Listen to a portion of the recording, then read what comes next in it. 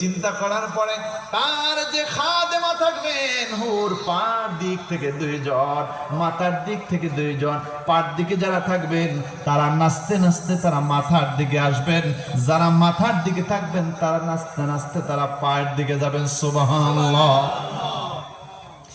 তারা শুধু একটা পায়ের বর্ণনা দিয়ে 8টা দিনের সময় রাত্র শেষ হয়ে যাবে।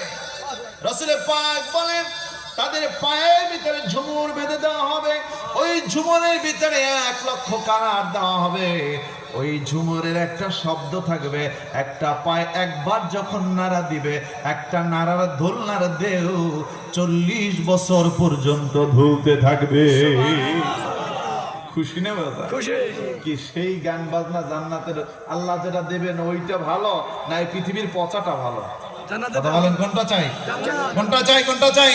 জোরে বলেন জান্নাত কোনটা? কোনটা চাই?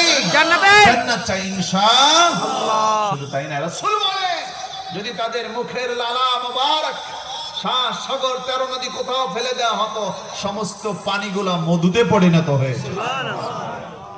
সেই জান্নাত চাই কি চাই না? আরো জোরে বলেন চাই। শুধু তাই না, রাসূল বলেন তাদের পায়ের টাকনুর যে সৌন্দর্য, হাতের তালু বাদ, চেহারা বাদ, গলা বাদ, কোমরের ঘাগর বাদ, এই তার সিনার গাগর বাদ, শুধু যদি তার এই টাকনুর সৌন্দর্য খুলে দেওয়া হইতো, পৃথিবী থেকে চন্দ্র সূর্য ওই সৌন্দর্য দেখা লজ্জায় যে তলাইতো আর উঠতো না। সুবহানাল্লাহ, সুবহানাল্লাহ।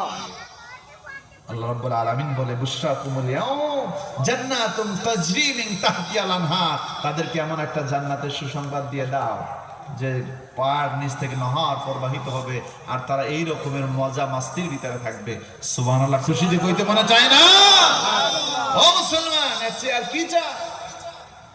আল্লাহ রাব্বুল আলামিন বলছেন খালিদিনা ফিহা। দেখবেন পৃথিবীর ভিতরে মাঝে মাঝে সুখ হয়, আবার মাঝে মাঝে বিপদ হয় কি হয় না? জোরে বলেন।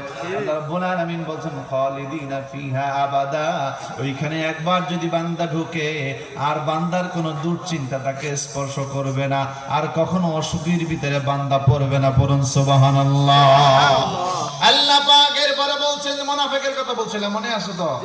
মুনাফিকের সংজ্ঞাটা বলেন তো কি? ভিতরে এক বাইরে আরেক, অন্তরে এক বাইরে বাইরে এক। আমি বলবো অন্তরে এক মুখে আরেক, আপনারা জোরে বলবেন মুনাফিক। অন্তরে এক মুখে আরেক মুনাফিক, অন্তরে এক মুখে আরেক, তার নাম মুনাফিক। এই রকমের লোক সমাজে আছে না নাই? এর সাথে ভালো সম্পর্ক ছিল তখন একটা কথা জমা রাখছে, কি করছে জানেন? যখন বন্ধুর সাথে সম্পর্ক নষ্ট হয়ে গেছে, তামাম মানুষের কাছে শুধু একটা কথা বলতেছে, জানো ওর স্বভাব কি, আর গোপন চরিত্র আমি জানি। এরকমের কিছু সম্পর্কের কিছু মানুষ আছে না নাই?